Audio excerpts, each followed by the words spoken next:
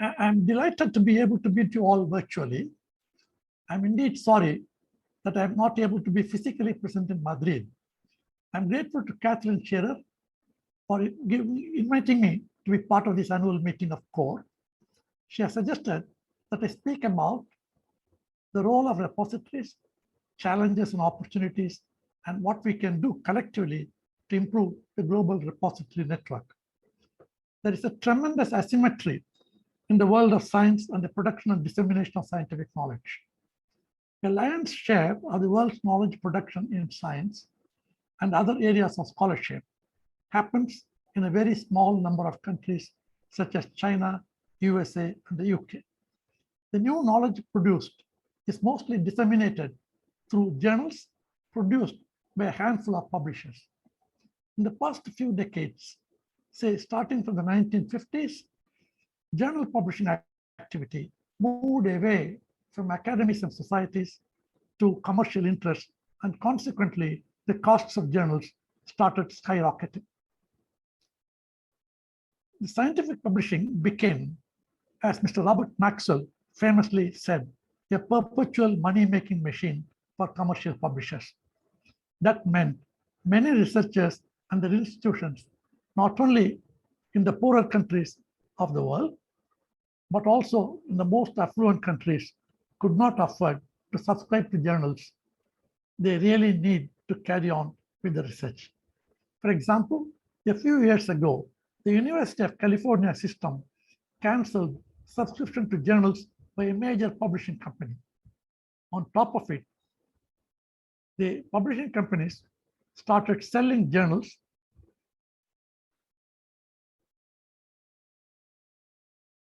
as bundles, forcing subscribing institutions to buy journals which the researchers do not really need or use.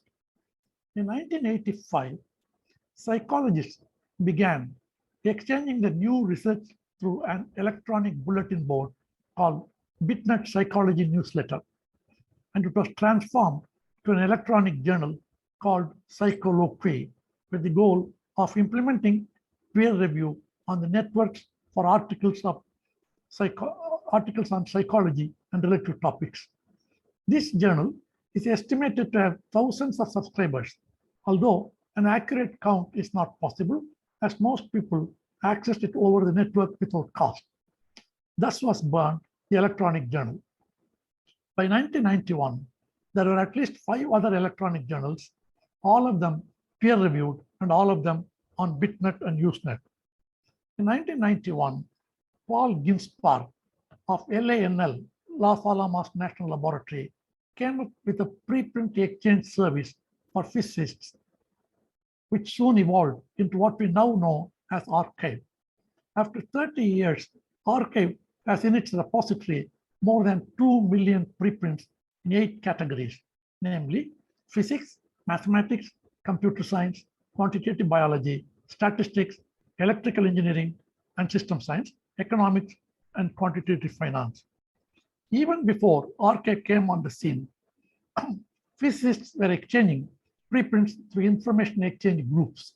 Indeed, one of the earliest proposals came from Michael Moravchik of the University of Oregon, who made a proposal in 1965. Archive was the first and the most well-known global repositories. Then, long afterwards, came bioRxiv and medRxiv, both housed in Cold Spring Harbor Laboratory. Medical researchers were for a long time, and some of them even now, do not approve of the idea of a repository or archive for medical research papers, which were not refereed in the conventional way as normal journals do. They are votaries of what is called the famous Ingle Finger rule. But surprisingly, BMJ, one of the world's leading medical journals, is now in partnership with Howard Hughes Medical Institute in bringing out medRxiv. There are now about 90 global repositories in the sciences and social sciences. A momentous event in the history of open access took place in 2001 when the Open Science Foundation assembled 16 experts in Budapest to discuss ways to promote openness in science. After much discussion, they arrived at two routes to open access: OA self-archiving and OA journals. As I heard from one of the participants, most of them, conditioned by habit and past experience, I believe, favored the journal route. But one man, Stephen Harnard, was certain that in the long run, it was the archiving route which would be good for the world, and he persuaded the rest to agree to place archiving ahead of the journal route. Instantly, Stephen Harnard was one of the editors of Psycholoquy, as well as the author of the idea of scholarly skywriting or communicating knowledge at the speed of light, about which he wrote in 1990. This is about a little bit of history. Now, what is the current situation? The current situation is both UNESCO and the International Science Council are very keen to make preprints the norm in science rather than the journal article. They want the emphasis to shift from journal article to preprints, and they seem to have achieved quite a bit in that direction. Things are moving pretty fast, and soon enough, I think preprints will, if not fully replace journals, will at least occupy an equally important position among scientists. Now, what is happening today when journals rule the roost is only not even 50% of the world's scientific output or scholarly output is available to all people in the open domain. For example, the other day, I was looking at what is called COKI, the Curtin Open Knowledge Initiative, Curtin University from Australia, and I found only 28% of India's scientific output is available as open, either through journals or through other means such as archives or self-archiving repositories and so on. And even major countries like USA is around 49 or 48%. China is about 27% and so on. Some Latin American countries like Brazil, Argentina, and others have crossed the 50% mark. So the current situation is many people do research, but the research is not easily accessible to the rest of the world. This is the case because most of them are controlled by journals, and journals are not easily accessible to people because of high subscriptions and so on. So the best solution would be to make them all available through repositories or archives. There can be two kinds of archives. One is the global archives like Archive, bioRxiv, medRxiv, and so on. The other is interoperable institutional archives, which are harvested and pooled into major archives, like BASE, for example. So both routes are worthwhile investigating as well as practicing. In India, we have been trying to do this for a very long time. At least I have been trying horse about it for more than 20 years. And the first of the Indian archive was set up in the Indian Institute of Science way back in 2001 or 2002, almost around the same time as the Budapest Open Access Initiative meeting in Hungary. That one is running pretty well. But there are not many which have come up later, maybe about 10, a dozen maybe, or maybe 20 or 30. But what happens is not many of them are filling up. So there are three major funding agencies in India: CSIR, the Council of Scientific Industrial Research, the Department of Biotechnology, and the Department of Science and Technology. All the three of them came up with open access mandates. The CSIR mandate was enunciated in 2011. The DBT and DST, Department of Biotechnology, Department of Science and Technology mandates came up in 2014. And now it is 2022. The scientists in their own laboratories are not depositing their papers. And there's an organization called CSIR URDIP. This URDIP is having two servers. One is called the Science Central, the other is called CSIR Central. The job is to collect all the repositories from the laboratories and make them available to the rest of the world. And that CSR Central and DBT DST Central are not even half full. This is a major problem. So instead of all the time blaming the publishers, their costs, their unethical practices, and so on, we should also look at ourselves. The scientists should look at themselves. They are also not playing their own role. Even when there's a mandate to deposit their papers in a repository, they are not doing that. So this we should set right. So one of the major jobs for the community now is to correct itself. The scientists and the institutions funding them should ensure that mandates are followed and papers are made accessible to the rest of the world through these repositories. This is very important. The other points are there have been movements like boycotting publishers. Like famous boycott of Elsevier was carried out by the Fields Medalist winner, Tim Gowers, a mathematician from Oxford, and so many others did the same. But it did not really gather momentum. There have been a few efforts, but it didn't move. But the publishers are carrying on with whatever they were doing merrily. Therefore, now that kind of things probably may not have much effect. So the only thing that can have effect is what Hornott said. We should all go and do sincerely setting up archives, both institutional and global.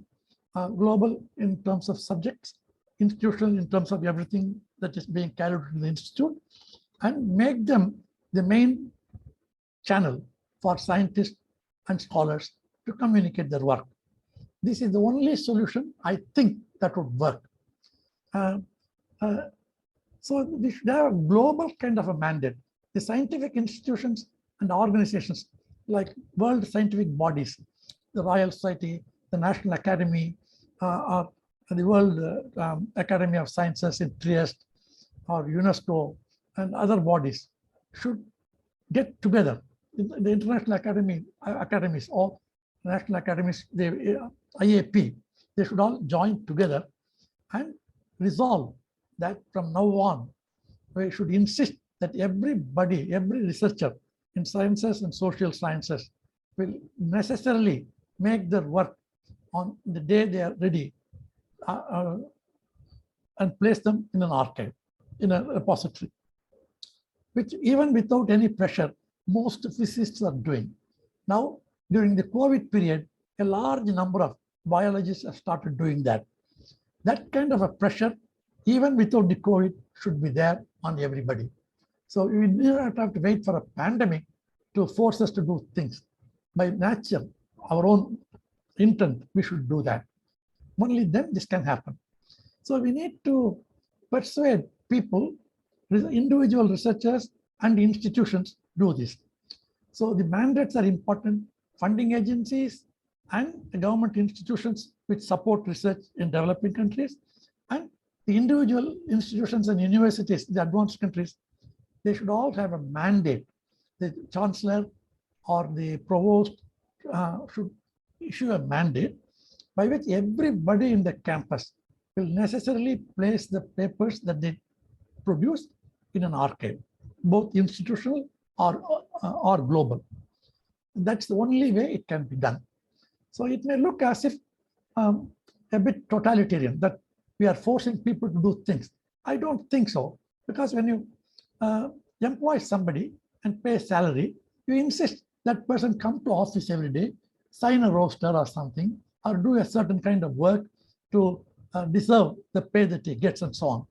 So this is something similar. It's part of the duties that when you do research, you not only publish, but also place it in a repository. Publish means place it in a repository and then think of sending it to a journal or not. It's up to you. But placing it in a repository should be made mandatory in every institution, and it should not be considered as something forced by the authorities. It should come naturally to people. This is the most important suggestion I want to make. Then there are two problems with repositories as of today. One, the people think, unlike chemical abstracts or physics abstracts, it doesn't lend easily for a future searcher.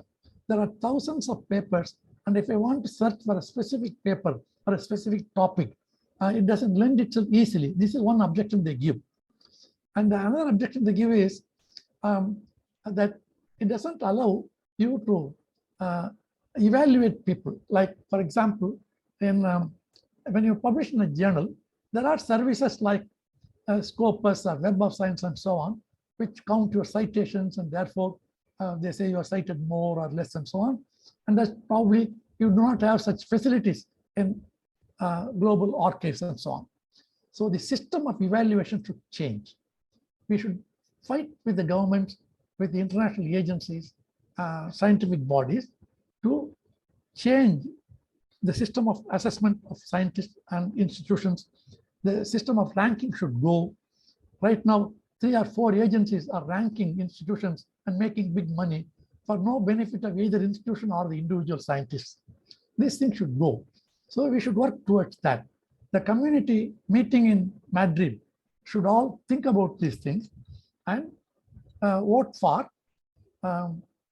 abolishing the systems of ranking, evaluation through impact-based indicators, and making mandatory placing papers in either institutional archives, which are harvested by a global archive, or straight away in global archives. They should do that. If they do, then there is some hope for us to have a better system of science in the world. Thank you very much.